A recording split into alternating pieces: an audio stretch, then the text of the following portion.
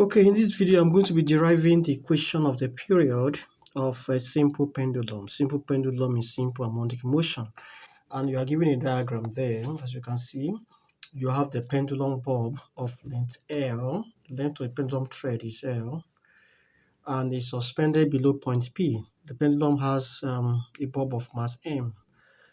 Okay, so let's see that at this pendulum is given a slight displacement to a point A here.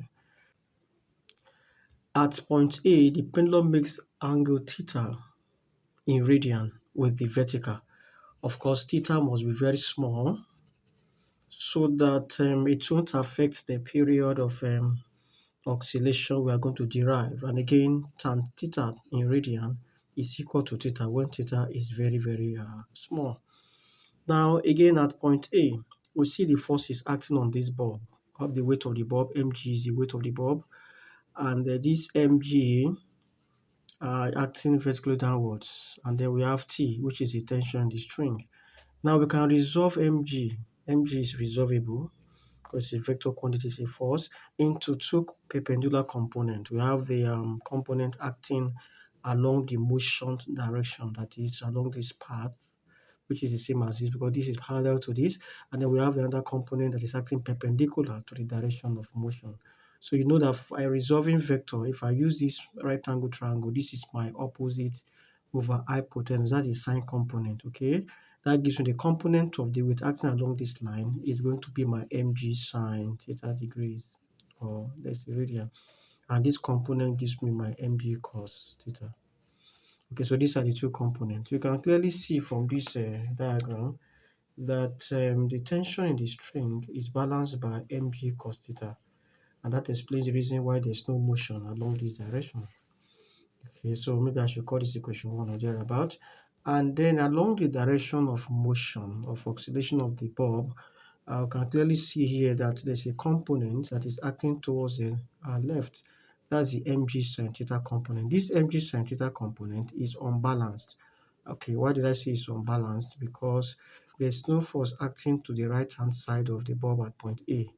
I can take the force acting to the right as 0, so that only this force acts to the left. So along this line, only mg sin theta acts, so it's unbalanced. And this same mg sin theta is called the restoring force. You can call that the restoring force. That's the force that tends to bring back the bulb. After it passes point O, it tries to bring back this bulb back to point O. So it's called the restoring force. And then we need to write expression for the resultant restoring force. We have to still write that resultant restoring. So when I say resultant restoring force, I mean we're going to get the resultant of this mg sin theta and this other force, though is 0. So 0 minus mg sin theta gives me negative mg sin theta. So that gives the resultant restoring force. And from Newton's second law of motion, you understand from there that the restoring force from Newton's second law of motion, resultant force F, is given by what? Mg, that is Ma. Okay, that's from Newton's second law of motion. And then we quickly equate that to our, that means this is my F. So it means that minus Mg sine theta is equal to Ma. Okay. And since from the definition of simple harmonic motion, the acceleration is given as minus omega squared x. So I'm going to equate that in this equation. That gives me mg sine theta equals to minus into, that is m into minus omega squared multiplied by x. All right, so this negative can cancel out this negative, and the mass mass m cancels out mass m. So what is left here is g sine theta in radian is equal to omega squared multiplied by x. All right. Now, if you come back to this diagram, I said earlier that this theta must be very small, and then this triangle approximates a right angle triangle. So by SOHCAHTOA, you have that sine theta is opposite over hypotenuse in terms of length, that is x over L. Okay, x is displacement while L is the length of the pendulum. So I must make that substitution in this equation. So since theta is x over L, I can write G multiplied by x over L is equal to omega squared x. So this x can cancel out this x. So I have omega squared equals g over L. So I can come here and rewrite that here. So thus I can have omega squared is equal to g over L. Now this is the expression for the angular frequency of a simple pendulum, in terms of the parameters that surround the pendulum. Now, it clearly shows that omega is equal to square root of g over L, and that this angular frequency depends on the location of the pendulum, because that is why we bring in, talking in terms of g. G is called the acceleration due to gravity. So if this pendulum experiment was to be done on Earth, the value will be different from when it is done on the moon surface or any other planet. So since g varies with planet, it also depends on the length of the pendulum. Okay, so that's it in terms of the parameters of the system, it's been simple pendulum. But we notice that angular frequency is also given as either 2 pi f or 2 pi multiplied by the period of oscillation. So I want to use this so that I can substitute that for omega in that equation. So I have 2 pi over t. That gives me the square root of g over L. So I think this can I can swap these two. This goes up, the other comes down. It will be equal to the same thing applies here. L goes up and G will be down. So if I cross multiply, the period is now given as 2 pi square root of the length of the thread, of the bulb rather, over the value of acceleration due to gravity. So this gives the formula for calculating the period of a simple pendulum in terms of the parameters of the system depends on the length and the value of acceleration to gravity. So you can clearly see here that the period of a simple pendulum, t does not depend on number one, the angle of displacement, that is angle theta in radian does not depend on theta. It does not depend on the displacement x. You can see that there's no displacement in this equation. It does not depend on the amplitude of oscillation A. It does not depend on the mass of the bulb, because in examination you may be asked, giving you maybe an objective or multiple choice, say which of the following depend or affect the period of single pendulum. They'll give you some four options, and one of them will be correct. So just note here that all these are not the factors that affect the period of a simple pendulum. Okay. Now, if I want to write the expression for frequency, frequency will be given as 1 over 2 pi. Of course, you know that frequency is 1 over period. So I'm going to reciprocate all this. That will give me square root g over L. Now, again, we can see that the period of simple pendulum varies directly as the square. That's if I keep, of course, 2 pi is a constant, g is a constant for a particular location. So it means that the period varies directly as the square root of the length, meaning that as the square root of the length increases, the period increases, or the period squared varies directly as the length of the thread. That is to say, as the length of the bulb increases, the period increases. Okay, so which means we need to for a longer bulb, a pendulum bulb, it's going to take a longer time also to complete one cycle compared to when the pendulum is of a short length. So the shorter the length of the pendulum, the quicker, the faster, the shorter the time it takes to complete one oscillation, which is also the period of oscillation. So this equation can be used to even determine the value of acceleration due to gravity at a particular location. I'm sure some of you already are aware of the common experiment we usually do in physics, simple pendulum experiment.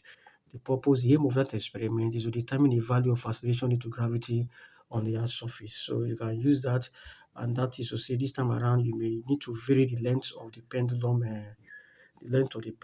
and then maybe you may start with 100 centimeters and then you time a number of oscillations, let's say 10 oscillations or 20 oscillations, and then you repeat that procedure twice or thrice to get three different times for 20 oscillations for a given length of the pendulum.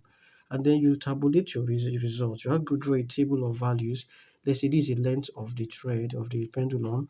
This is the first time T1 for 20 oscillations. Let's say n is equal to 20. Okay, so you can find the first time taken to complete 20 oscillations, called that T1. Repeat the experiment, that is, take the time again for completing 20 oscillations, and then you can now find the average time, T1 plus T2 divided by T, and then you calculate the period by saying the period is average time divided by the number of oscillations.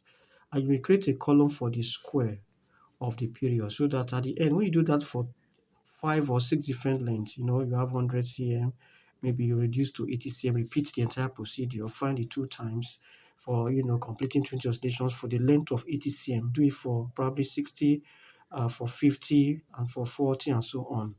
And then get the corresponding values of t and t squared. Then you plot a graph of t squared on the vertical plotted against L on the horizontal will give you a straight line graph.